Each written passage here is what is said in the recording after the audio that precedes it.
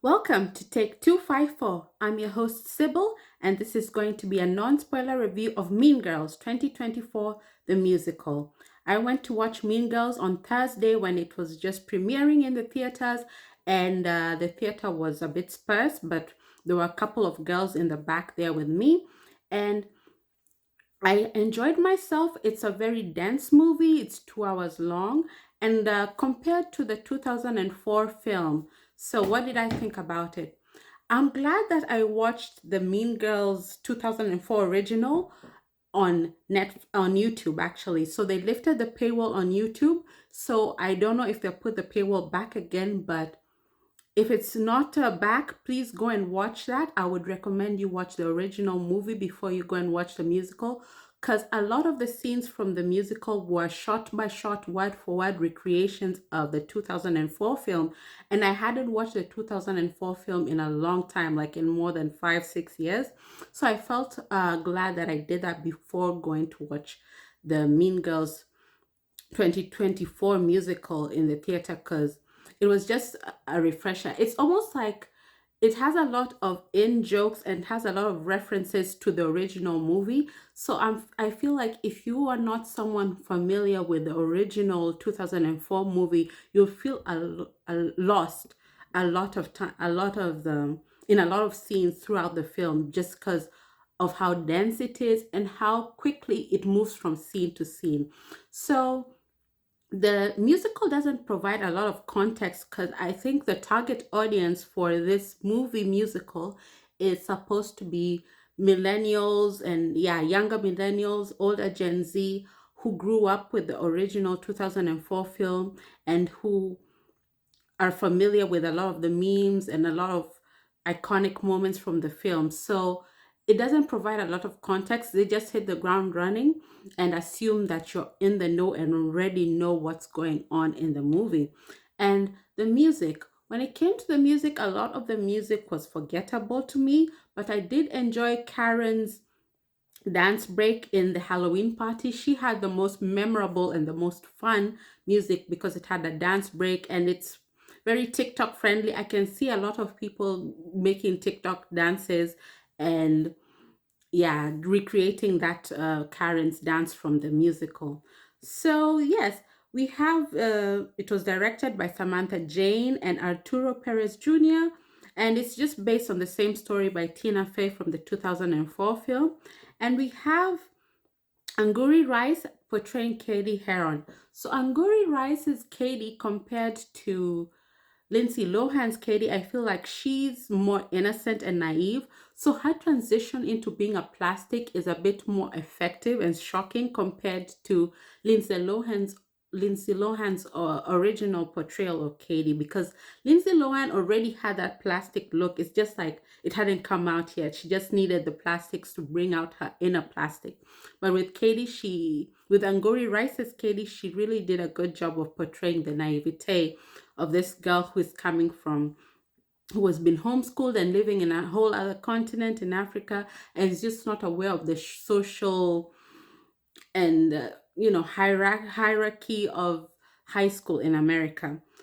And then we have Renee Rapp as Regina George.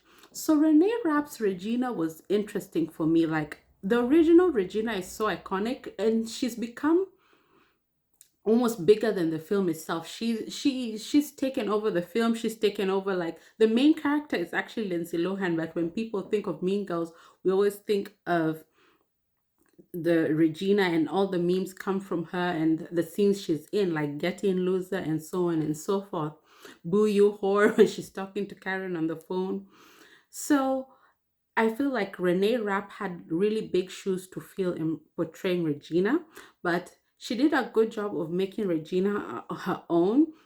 Like in the original film, the Regina they had and the plastics in general had this unobtainable beauty, and that was part of their appeal. Like they were the ideal in how they looked. They were the girls that every girl wants to be, and the girl every guy wants to have on their arm. Here they flipped it on its head a little bit, and I found that interesting, and I liked how they did that, where they made Renee Rapp's Regina. She rules the school through intimidation, like especially her size She's plus size, she's bigger than the other girls in the school. And how she looks, she's a cute girl, she's an attractive lady, but her beauty is not like this unobtainable beauty that the original Plastics and the original Regina had from the 2004 film. So I kept wondering to myself, like, how is she the one who is ruling the school? And I came to the conclusion, like, she uses fear, and with her size and everything, I think like they did an effective job of showing her, just like how people were legitimately like afraid of her. So yeah, that was fun too. And overall, so the story is about, it's just based on the same story from the 2004 film, where you had Katie. She's been homeschooled, she used to live in Africa, and she goes to high school for the first time when she's like 16, and she gets, roped in into this group of the popular girls at the school called the Plastic, and it's ruled by the queen bee known as Regina George. And hijinks ensue when she falls in love with Aaron, who is Regina George's ex-boyfriend.